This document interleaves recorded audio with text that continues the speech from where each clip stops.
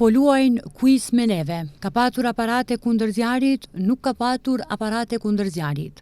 Kështu tha Mumin Ismaili, i cili humbi nënën e tij gjatë zjarit në spitalin modular në Tetov më 8 shtator të vitit 2021. Këto fjalë ai i tha pas përfundimit të dëgjimit të fjalëve përfundimtare të prokurorisë, avokatëve të akuzuarve, ish drejtorëve Florin Besimi, Artan Etemi, Spitali Klinik i Tetovës si subjekt juridik dhe avokatëve të familjarëve të viktimave. Mu duk jo si një seancë, po mu duk si një kthis. Si që më dëgjut edhe vetë, njëna palë dhe thotë se ka pat PP aparat, tjetra palë dhe thotë se nuk ka pat aparat, PP aparat. Kështu që pat ose s'pat PP aparat, ne si viktimat e të djegë me 14 persona në spitalin modular, ne edhe sot e ndimë dhimbjen të atë diqë me gjiu dojë në spital njerëzit më të dashituan. Kështu që ne nga kjo seancë nuk pritë më tepër se të jesë se fjala përfundimtare dhe të marrin dënimin e merituar të dënuarit. Kjo nuk ndodhi seancë e radhës me 16, ora 12. Kështu që nuk kam çka më shtu, në më shumë nejna shumë dëshpëruar nga drejtësia e Republikës Maqedonisë së Veriut. Kështu që e shfrytëzoj rastin në mediave tuaja të them gjithë njerëzve që jetojnë në Maqedoni, pavarësisht çfarë etnie janë, le të shohim pizxhumi nëna tona, baba tona, fëmijët tonë dojgjë, po munodhe edhe raste tjera.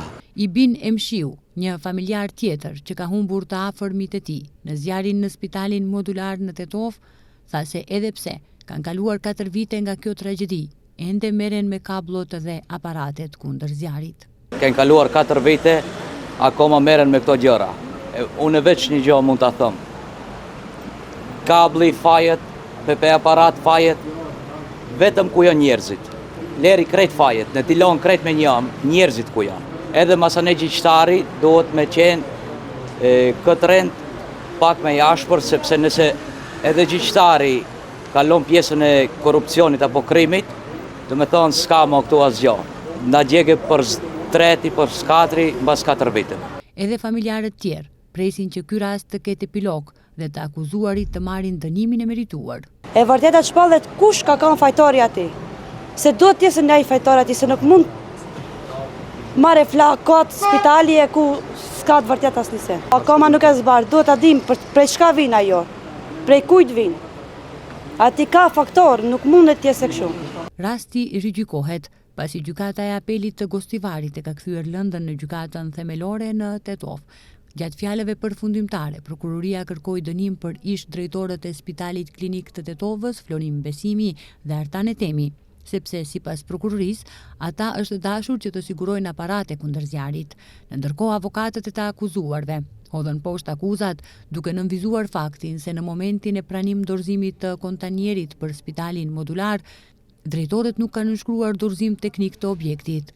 Florin Besimi dhe Artan Etemi akuzohen për veprën penale, krime të rënda kundër sigurisë publike, ndërsa Spitali Klinik i Tetovës për veprën penale, shkaktim i rrezikut të përgjithshëm.